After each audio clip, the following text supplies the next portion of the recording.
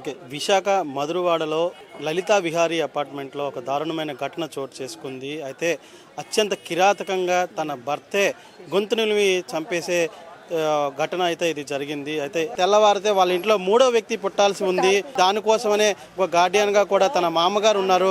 ఆవిడనే అడిగి తెలుసుకుందాం అసలు ఏమైంది అనేది పూర్తి వివరాలు చెప్పండి అమ్మా. ఆ రోజు ఏం జరిగింది? నా కొడుకే పుట్టాలి. నేను సాయంత్రం ఆదివారం నాడు సాయంకాలం అండి అన్నం పెట్టానండి. హాస్పిటల్కి వెళ్ళి వచ్చాకని డాక్టర్ జాయిన్ అయిపోమన్నది అన్నదండి. జాయిన్ అయిపోతాం అమ్మ అంటే కానీ వద్దన్నాడు. ఇప్పుడు అన్నారు ఇవాళ వద్దంటున్నాడు, రేపు పొద్దున్న తీసుకెళ్తాడని. అయితే పొద్దున్న వెళ్దాంలే, నేను బేగలు వేసేస్తాను, వంట చేసేస్తాను, టిఫిన్ అది చేసేస్తానమ్మా, నేను లేచేసి లెగ్గొడతాను అన్న. మామూలుగా టిఫిన్ చేసేసానండి, ఇడ్లీ చేసేసాను, స్నానం చేసేసి నేను అవన్నీ తుడిచేసుకొని శుభ్రం చేసేసుకుని అప్పుడు దానికి నీళ్ళు ఎట్టాను. నీళ్ళు పెట్టి అను అంటున్నానండి, స్నానం చేస్తుందని. అని అంటే లెగుతులేదండి.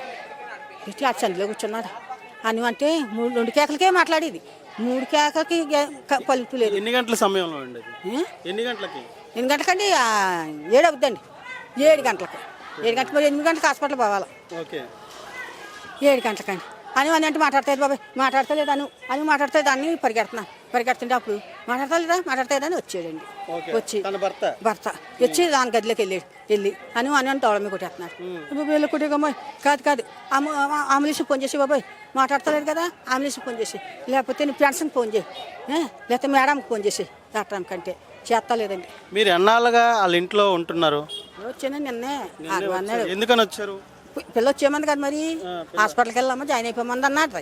అంటే అర్జెంట్గా వచ్చేసానండి. వచ్చేసిన తర్వాత అతను ప్రవర్తన ఏమైనా తేడాగా ఉంది? తేడా ఏమి లేదండి.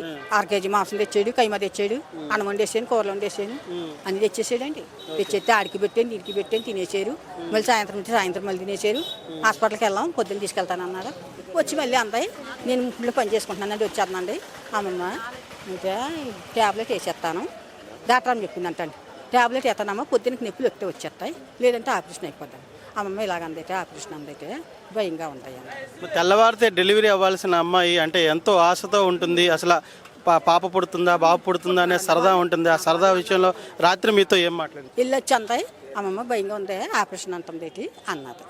అంటే భయపడకలద్దు అమ్మ, పొట్టుకుడిపోయి నొప్పిలా వస్తుంది అంటే వస్తుందమ్మా, నీకు తెలక తొలిసేది కదా, నీకు అవి ఏం తెలదో, నొప్పి వస్తుంది, కొంచెం గట్టిగా వచ్చిందనుకో నాకు చెప్పు. నేను చెప్తే నేను లేచేసి కావాలి, బస్సు కారు ఉంది కదా షెడ్లోని, ఆ కారు వేసుకుని వెళ్ళిపోదాం హాస్పిటల్కి. కొంచెం నొప్పి కానీ బాగా వస్తుంది, అదేం పర్లేదు. ఆపరేషన్ అయినా ఇప్పుడు ఆపరేషన్ అయితే కామ్యం అయిపోతుంది. ఇప్పుడు ఆపరేషన్ అయినా పర్లేదు, భయం ఏమి లేదు, నేను చేస్తాను, నేను ఉన్నాను కదా అన్నానండి. మరి మీరు వాళ్ళతో పాటే ఉన్నారు కదా, అసలు ఏ సమయంలో తను చంపేసి ఉంటారు? అంటే అర్థంగా అంటే తను అరవటం కానీ కేకలేయడం కానీ ఏమీ లేకుండా అలా అది వెళ్తే నేను ఎందుకు బతికేస్తాను, నేను ఎందుకు వెళ్తాను ఇలాగ పక్క గదిలోనండి. ఈ పొద్దుట మనం ఈ బండికి వస్తాం, ఈ పని చేసుకోవడంలో ఒళ్ళు అలసిపోయింది అన్న. అయితే అప్పుడు ఈ పిల్ల ఆంబులెన్స్ కాకేసి ఈ కారు పిల్లడు ఆంబులెన్స్ ఫోన్ చేయండి చేస్తాదండి, ఇది చేస్తలేదు, అయిపోయింది అంటున్నాడు. అయిపోలేదు బాబా అని బాధేసుకున్నాను, బాధేసుకుని పడిపోయి చెల్లిపోయింది అంటున్నాడండి. చెల్లిపోయిందంట లేదు, అయిపోయిందా మీకు లేదమ్మా, ఫోన్ అక్కలేదు అంటున్నాడు. బాబాయ్ లేదు బాబాయ్ అయిపోదు బాబాయ్ నువ్వు డాక్టర్ ఫోన్ చేసి బాబాయ్ అని చేస్తుందని, లేకపోతే ఫ్రెండ్స్ ఉన్నారు ఫ్రెండ్స్లు ఫోన్ చేసి అంటే చేస్తలేదు, అయితే ఎదుర్కొంటున్నా కూడా చేయండి చేస్తాను. కింద వాచ్మెన్ వచ్చిందండి, ఎలా తెలుసు, కింద వాచ్మెన్ ఎత్తే కొంత వాళ్ళకి అకే ఎదుర్కొంటున్న వాళ్ళు అన్న వచ్చారండి. వచ్చి ఇట్లా లాక్కొచ్చారు, ఈ లాక్కొచ్చేస్తున్నారు కానీ ఇది ఇలాగ అప్పటికే ఇలా అయిపోయిందండి, అప్పటికే ఇలా పడిపోయింది. ఆడిలా లెగ్ తీసినప్పుడు వాళ్ళు నిలబడతలేదు. బాబాయ్ కడుపు బాబాయ్ బిడ్డ బాబాయ్ అంటున్నాను అన్న. ఆడికి భయం లేదు అయితే ఎలా అయితేనే బొమ్మ కాడికి మిట్టి కాడికి తీసుకెళ్ళాక అప్పుడు మళ్ళీ ఇలా సాయం పెట్టుకుని వెళ్ళండి. అదేంటది ఉంటుందా ఎక్కనాకి హాస్పిటల్కి తీసుకెళ్ళారు కదా, తీసుకెళ్ళాను కింద దింపారు. అప్పుడు ఆ హాస్పిటల్లో చనిపోయిందని చెప్పారా? అలా చెప్తున్నాడంటే అండి, హాస్పిటల్లో వెళ్ళిపోయింది. డాక్టర్ గారు ఏం చెప్తున్నారు? డాక్టర్ గారు తీసుకెళ్ళారంటే తీసుకెళ్తే నేను వెళ్ళలేదని, నన్ను తీసుకెళ్ళలేదు, కారు ఎక్కనివ్వలేదు నన్ను ఇక్కడ వదిలేసండి, ఈ అపార్ట్మెంట్లో వదిలేసి నన్ను ఈ కారు వేసుకుని తీసుకెళ్ళిపోయాడు. పాప కారు వేసుకెళ్ళిన అతను వచ్చాడు, వస్తే బాబు ఎలాగుందన్న. ఆ డాక్టర్ గారు లేరమ్మా, ఇంకొక హాస్పిటల్ తీసుకెళ్ళారు, ఆ డాక్టర్ గారు లేరు అని మేము వచ్చేసాం అన్నారు. అంటే అలా ఫోన్ చేస్తాను అంటున్నాను. మరి మీ మనవరాలు ఇంతకు ముందు ఎప్పుడు కూడా తన మీద ఎటువంటి కంప్లైంట్ మీకు చేయలేదా? సరిగా చూసుకోవట్లేదు, మరి ఇతను కేవలం తను చంపేయాలనే ఉద్దేశం ఎప్పటి నుంచో ఉంది? ఇంతకు ముందు తినేటప్పుడు కూడా ఏదో మాత్ర ఏదో పెట్టాడు, ఈ విషయాలన్నీ మీకు ఆ మాత్ర కూడా చెప్పలేదండి నాకు. ఇలా మాత్ర పెట్టాడని వీళ్ళు చెప్పుకుంటున్నారు, ఇలా చెప్పేసి మాత్ర కూడా చెప్పలేదండి నాకు. అలా చెప్పినా నేను ఏదో ఇలాగని చెప్పుకుని రచ్చ చెప్పేసుకున్నట్లే బాబు ఎందుకు వచ్చినా బాబు నువ్వు నీ కాళ్ళ మీద నువ్వు నిలబడతావు కదా అనుకుందును అందును అని కొంచెం మాటలు చెప్పేది చెప్పలేదండి నాకు నా మనవరాలు. ఇప్పుడు పూర్తిగా మీ మనవరాలు చనిపోయింది, మీ మనవరాలతో పాటు పుట్టబోయే బిడ్డ కూడా చనిపోయింది. మరి మీరు ఏం డిమాండ్ చేస్తున్నారు? నేను ఏం రిమాండ్ చేస్తున్నానండి, అమ్మని బాబుని రప్పించాలండి. వాళ్ళ మధ్యకు ఉందండి ఇంట్లోని, వాళ్ళ మధ్యకు ఉందండి బాబు. ఇప్పుడు రాలేదండి, ఏం రాలేదండి. ఈ ఎదవ వెళ్ళిపోడండి ఎక్కడికి వెళ్ళాడంటే వాళ్ళ అమ్మ దగ్గరికి వెళ్ళాడు. వాళ్ళ అమ్మ ఫోన్ చేసిందని ఇదేంటి ఆ మాట అన్ని మరి వాళ్ళ అమ్మ ఫోన్ చేసిందా మరి చూడడానికి రాలేదని. ఇదంతా వాళ్ళు కూడా దీంట్లో భాగమై ఉంటారా లేకపోతే అలాగని మీకు అనుమానం? అనుమానం ఉంది, ఉన్నారు వెళ్ళిపోడు కదండి మరి. అనూష అనే ఒక నిండు గర్భిణిని అత్యంత పాశవికంగా చంపేసిన ఘటన జరుగుతుంది. ప్రేమించిన వ్యక్తే తనని గొంతు నులిమి చంపేసిన ఈ ఘటన చాలా దారుణమైనదని చెప్పొచ్చు. మనతో పాటు కుటుంబ సభ్యులు ఉన్నారు, వాళ్ళని అడిగి తెలుసుకుందాం అసలు ఏం జరిగింది, అసలు ఎలా జరిగి ఉంటుంది అని చెప్పేసి. చెప్పండి అమ్మా, అసలు ఏం జరిగింది ఆ రోజు? ఆ రోజు నైట్ హాస్పిటల్లో అడ్మిట్ అవ్వమన్నారంటండి. అడ్మిట్ అవ్వమన్నా అవ్వకుండా మార్నింగ్ అడ్మిట్ అవుది కానీ అని చెప్పి తీసుకొచ్చాడంట ఇంటికి. ఆ రోజు నైట్ అడ్మిట్ అయ్యి ఉంటే చక్కగా బేబీ ఇద్దరు హ్యాపీగా ఉండేవారు, పాటికి నవ్వుతూ హ్యాపీగా ఉండేవాళ్ళం. కానీ ఆడు చేసిన ప్లాన్ వల్లే నాకు ఇలా అయిపోయింది. ఇప్పుడు మా పరిస్థితి ఇలా ఉంది. తను ఎంతో ప్రేమగా ఇష్టంగా ప్రేమించి తల్లిదండ్రులను ఎదిరించి కూడా పెళ్లి చేసుకున్న పరిస్థితి ఉంది. అయితే తను ఇలాంటి వాడని చెప్పి అక్క గ్రహించలేకపోయిందా? తను ఫుల్గా నమ్మి ఫుల్గా తన ప్రేమలో మునిగిపోయిందండి. లేదు అంటే తను తెలుసుకునేది కానీ అసలు తెలుసుకునే అవకాశం కూడా లేదు.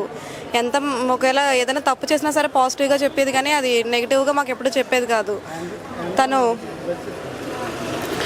తను ఫలాటోలో టాబ్లెట్ కలిపేసిన విషయం కూడా ఏంటంటే టాబ్లెట్ వచ్చింది ఏంటి కానీ అంటే అది సరే తీసి పక్కన పెట్టి దానికోసం మాట్లాడదాము, ఇది మాట్లాడాల్సిన విషయం, ఒకసారి అక్కడికి వెళ్ళి మళ్ళీ ఆవిడతో గొడవ పెట్టుకుందాం అడుగుదామని తను చెప్పేసరికి కామ్గా తిన ఊరుకునేది. అంతేగాని టాబ్లెట్ వచ్చింది అంటే టాబ్లెట్ ఎలా వస్తుందని చెప్పి తన మీద రివర్స్ అయ్యే.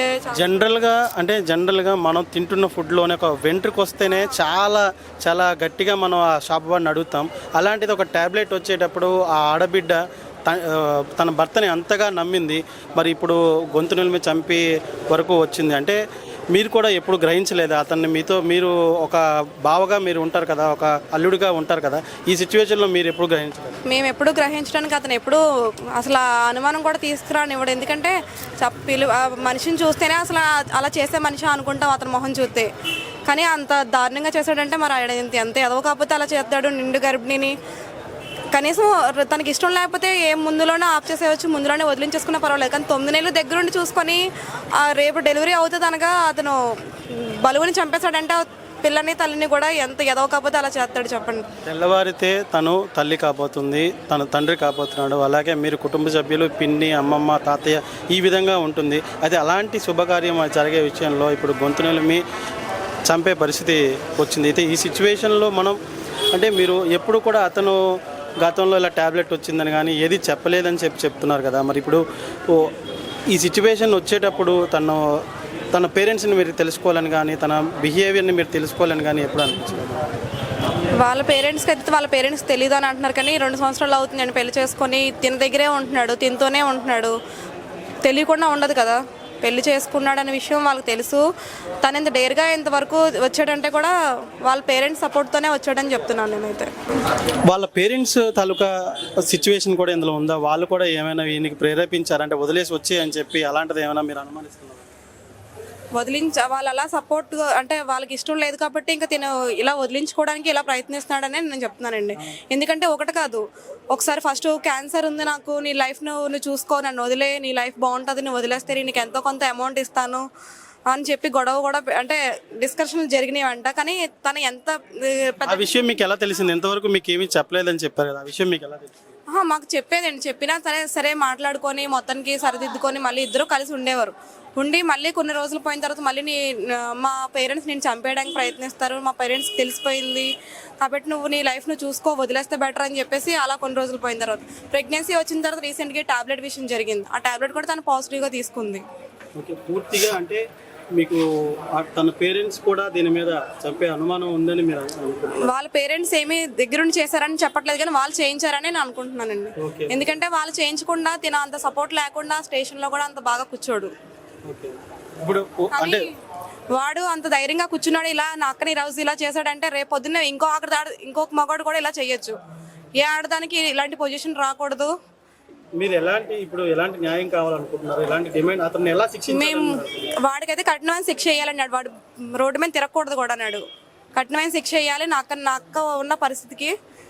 తర్వాత వాళ్ళ పేరెంట్స్ కనీసం నా అక్క ఈ పరిస్థితిలో ఉంది, కనీసం నా కొడుకు ఇలా చేశాడు ఏదో కనీసం ఆడపిల్లే కదా దాన్ని చంపేశాడు అంత బలువునా కనీసం వెళ్ళి మొహం చూస్తే ఏం పోయిందని చెప్పేసి కనీసం వాళ్ళు వచ్చి కనబడింది లేదండి. వాళ్ళు రావాలని నేను కోరుతున్నాను. ఇక్కడ TV9 మొత్తం వీళ్ళందరూ సపోర్ట్ ఉండాలి, పోలీసు వాళ్ళు కూడా సపోర్ట్ ఉండాలి. వాడైతే ఇన్ఫ్లుయెన్స్తోనే చేశాడు, కానీ మీరందరూ సపోర్ట్ ఉంటే కనీసం వాడు సరైన శిక్ష పడుతుందని నేను అనుకుంటున్నాను. ఇది పరిస్థితి. ఏదైతే అనూష ఘటన ఉందో, అనూష ఘటన పూర్తిగా తన భర్త తనను వదిలించుకోవాలనే ఉద్దేశంతోనే ఇదంతా చేశాడు. అలాగే తల్లిదండ్రులు కూడా వాళ్ళు కూడా కలిసే ఇది చేశారు. వాళ్ళు ఇష్టం లేకపోవడమే ఇంటికి నేను అనూషని తీసుకెళ్ళాననే ఉద్దేశంతో, అంటే అమ్మాయి ఇష్టం ఉన్నా కూడా నేను ఇంటికి తీసుకెళ్ళలేననే ఉద్దేశంతో వదిలించుకోవాలనే ఆలోచనతోనే చంపారని చెప్పి కుటుంబ సభ్యులు చెప్తా ఉన్నారు. అయితే పూర్తిగా వారిని కఠినంగా శిక్షించాలి, ఇంకా ఇలాంటి ఘటనలు మా అక్కకి జరిగినట్టు ఇంకెవరికి జరగకూడదని కూడా అనూష చెల్లి మనతో చెప్తూ ఉంది. మీడియా అంతా సపోర్ట్ చేయాలని చెప్పి, న్యాయం కావాలని చెప్పి కూడా కోరుకుంటుంది. కెమెరా పర్సన్ రాఘవతో పవన్ కుమార్, విశ్వభారతి టీవీ.